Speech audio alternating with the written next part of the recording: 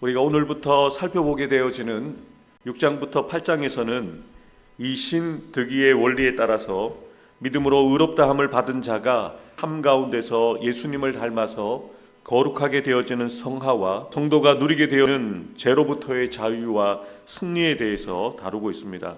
지난 토요일에 살펴보았던 것처럼 믿음으로 의롭다함을 받은 성도들은 더 이상 죄와 사망과 관계가 없게 되었는데, 오늘 본문에서 이러한 사실이 성화의 근거가 된다는 것을 논리적으로 분명하게 사도 바울은 설명하고 있습니다.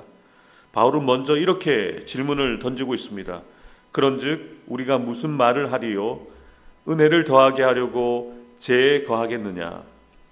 바울은 지금까지 모든 인간이 죄인이라는 절망적인 선언을 한 다음에 전적 타락, 전적 무능한 인간이 의롭게 될 수 있는 일은 오직 믿음으로만 가능하다는 이 신득이의 복음을 전하였습니다. 그런데 바울이 이렇게 전하였던 복음이 율법주의자들에게는 율법과 행위를 멸시하는 도덕 폐기론으로 오해될 수 있었습니다. 그래서 오늘 본문에서 이러한 질문을 제기한 이후에 이렇게 대답하는 거죠. 그럴 수 없다. 죄에 대하여 죽은 우리가 어찌 그 가운데 살겠느냐. 다시 말해서 하나님의 은혜로 예수님을 믿음으로 말미암아 의롭다함을 받은 성도들은 죄에 대해서 이미 죽었기 때문에 죄 가운데 살아갈 수 없다는 것입니다. 그럼에도 불구하고 우리를 불편하게 하는 사실은 저와 여러분들이 여전히 죄를 지으면서 살아간다는 것이죠. 그렇다면 바울의 이러한 선언이 잘못된 것이겠습니까? 아니라는 것이죠. 사도 바울이 말하고 있는 내용은 성도되어진 우리가 제약되어진 이 세상을 살면서 육적으로는 연약하기 때문에 여전히 죄를 짓고 있는 실상을 부인하고 있는 것이 아닙니다. 단지 자신의 몸을 대속의 제물로 드려 죄의 문제를 완전하게 해결해 주신 예수 그리스도와 연합한 성도들은 본질상 그 죄책, 죄의 형벌로부터 면제되었다는 것을 이야기하고 있는 것이죠. 다시 말해 구원받은 성도들이라도 육신이 연약해서 죄를 지을 수 있지만 구원받기 이전과 같이 죄의 권세가 성도들의 삶을 지배할 수 없다는 것입니다. 그래서 죄로 인하여 사망이 성도의 삶을 주관할 수 없다는 사실을 분명하게 밝히고 있는 것이죠. 이어지는 3절부터 11절에서는 죄에 대하여 죽었다는 것의 의미와 죄에 대하여 죽은 목적이 죄에서 자유하게 되어서 새 생명 가운데 살기 위함이라는 것을 분명하게 설명합니다. 무릇 그리스도 예수와 합하여 세례를 받은 우리는 그의 죽으심과 합하여 세례를 받은 줄을 알지 못하느냐. 바울은 본문에서 세례를 언급하면서 세례가 가지고 있는 두 가지 의미, 씻음과 연합의 의미 가운데 특히 연합의 의미를 강조합니다. 본문에서 그리스도 예수와 합하여로 번역되어진 헬라어 에이스는 속으로라는 의미를 가집니다.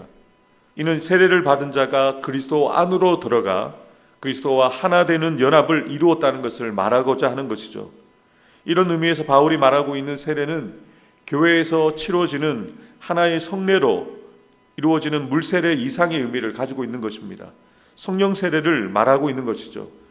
그래서 후반절에 보면 그의 죽으심과 합하여 이 표현을 사용함으로써 세례를 통한 예수 그리스도와의 연합이 구체적으로 무엇을 의미하는지 밝힙니다.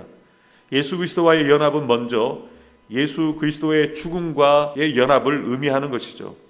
그래서 성령 세례를 받아 그리스도와 연합한 자는 그의 죽으심과 연합하여서 자신도 죽음을 경험하는 것을 말하는 것입니다.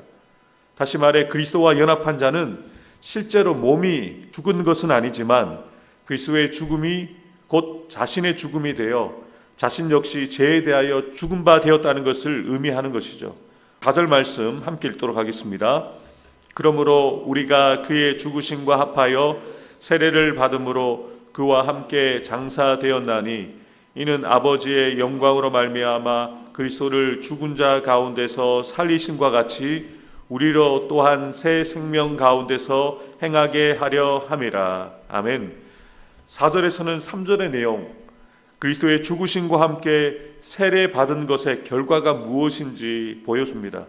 성도가 그리스도와 연합하여 받은 세례는 죄에 속한 옛사람이 죽어서 장사된 것으로 끝나지 않는다는 것이죠. 하나님께서 이 죽음과 연합하는 세례를 통해서 궁극적으로 이루고자 하시는 것은 성도들로 하여금 예수 그리스도께서 부활하신과 같이 새 생명으로 부활하게 하는 것입니다. 그리스도와 연합하여 세례를 받은 성도들은 그 부활에까지 동참하게 되는 것을 의미하는 것이죠. 본문에서 번역되어진 새 생명은 새 생명이라는 의미보다는 생명의 새로움으로 번역되는 것이 더 정확한 번역이라고 학자들은 이야기합니다. 그래서 사도 바울이 말하고 있는 생명의 새로움은 죄로 인해 죽을 수밖에 없는 이전의 생명과는 전혀 다른 영원한 것, 그리스도 안에 감추인 그 영생을 의미하는 것입니다.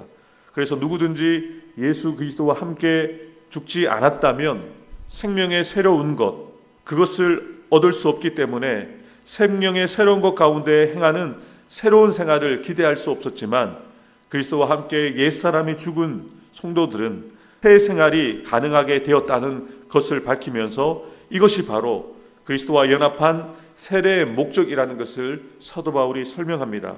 5절입니다. 그러므로 만일 우리가 그의 죽으심과 같은 모양으로 연합한 자가 되었으면 또한 그의 부활과 같은 모양으로 연합한 자가 되리라. 진정 우리가 그리스도의 죽음에 연합한 자가 되었다면 그의 부활에도 연합한 자가 될 것이라고 말했던 3절과 4절의 내용을 다시 한번 반복해서 5절에서 확증해 주고 있습니다. 6절부터 8절의 내용은 함께 읽겠습니다. 우리가 알거니와 우리의 옛사람이 예수와 함께 십자가에 못 박힌 것은 제 몸이 죽어 다시는 우리가 제게 종노릇 하지 아니하려 함이니 이는 죽은 자가 죄에서 벗어나 의롭다 하심을 얻었습니다. 만일 우리가 그리스도와 함께 죽었으면 또한 그와 함께 살 줄을 믿노니. 아멘. 5절의 내용과 비슷한데요.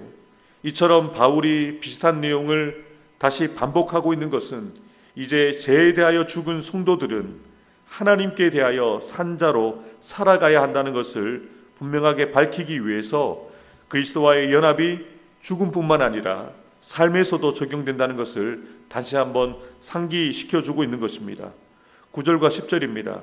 이는 그리스도께서 죽은 자 가운데서 다시 살아나셨음에 다시 죽지 아니하시고 사망이 다시 그를 주장하지 못할 줄을 아미로다.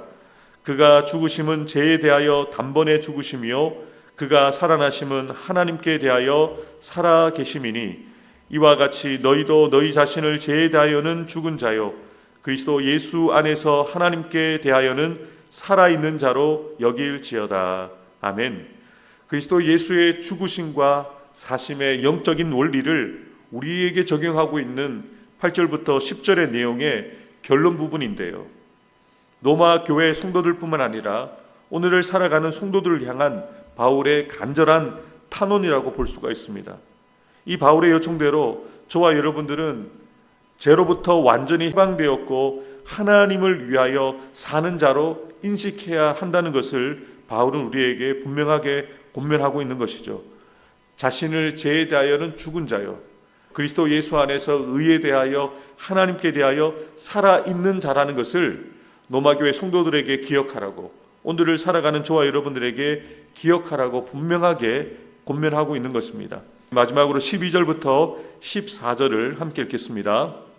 그러므로 너희는 죄가 너희 죽을 몸을 지배하지 못하게 하여 몸의 사욕에 순종하지 말고 또한 너희 지체를 불의의 무기로 죄에게 내주지 말고 오직 너희 자신을 죽은 자 가운데서 다시 살아난 자 같이 하나님께 드리며 너희 지체를 의의 무기로 하나님께 드리라. 제가 너희를 주장하지 못하리니 이는 너희가 법 아래 있지 아니하고 은혜 아래 있음이라. 아멘. 그리스도와 연합하여 새 생명 안에 살아가고 있는 성도들에게 몸을 의의 병기로 하나님께 드리라고 강력하게 명령하고 있습니다.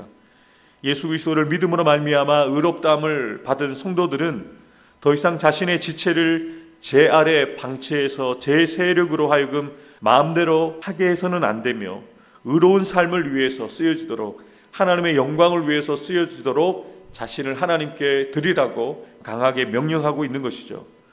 이러한 사실을 통해서 예수 그리스도 안에 있는 그리스도인 되어진 저와 여러분들이 얼마나 큰 은혜를 누리고 있는지를 분명하게 알아야 합니다.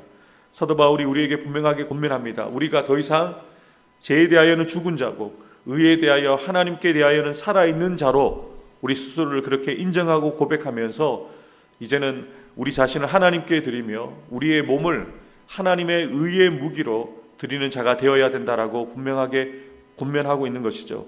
오늘 주신 말씀처럼 우리가 죄에 대하여는 죽은 자고 의에 대하여 그리스도 안에서 하나님에 대하여 살아있는 자로 우리가 스스로를 고백하면서 살아있어서 또 다른 이들을 살려내는 주님과 같은 삶을 살아가는 저와 여러분들이 되어야 한다는 것을 사도 바울은 우리에게 권면하고 있는 것이죠.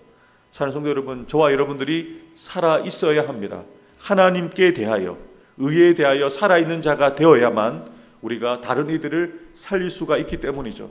오늘 설교의 제목처럼 우리가 의에 대하여 살아있고 그리스도 예수 안에서 하나님께 대하여 살아있는 자가 되어서 우리의 가족들을, 우리의 가정을 살리고 우리의 직장과 사업터 가운데 지혜에 대하여 살아가고 있는 많은 사람들을 살리는 그 역할들을 감당하는 저와 여러분들이 될 수 있도록 오늘도 깨어있고 기도함으로 오늘도 의에 대하여 살아있는 자로 하나님께 대하여 살아있는 자로 우리의 몸을 하나님께 드리는 저와 여러분들이 되기를 주님의 이름으로 축복합니다. 기도하겠습니다.